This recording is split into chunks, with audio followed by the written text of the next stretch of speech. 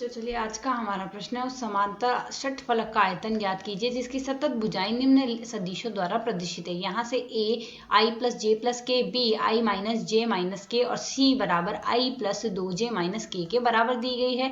तो यहाँ से इस प्रश्न को करने हेतु हमारे पास यहाँ से हमारी मुख्य अवधारणा कार्य करेगी।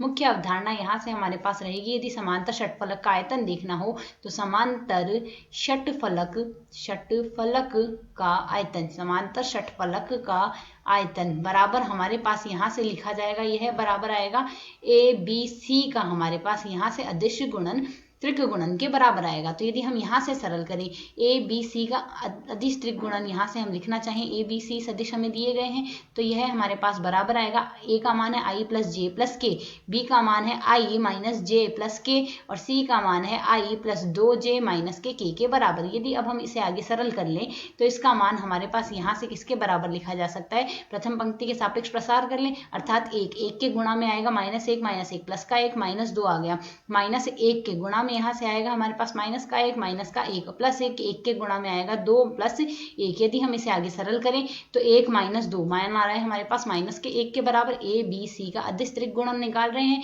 यह हमारे पास बराबर आ रहा है यहाँ से 1 माइनस 2 माइनस के 1 के बराबर आ रहा है। अगला पद यदि हम देखें तो यहाँ से मान क्या आ रहा है, माइनस 2 को माइनस 1 से गुणा कर रहे हैं तो प्लस का 2 आ रहा है और अगला पद आ रहा है 2 प्लस 1 3। सरल करने पर मान आएगा 5 में से 1 घटाएंगे 4, अर्थात इसका मान आ गया हमारे पास 4 इकाई की घात 3। हमें यहाँ से यही ज्ञात करना था। आशा है समझ आया। धन्यवाद।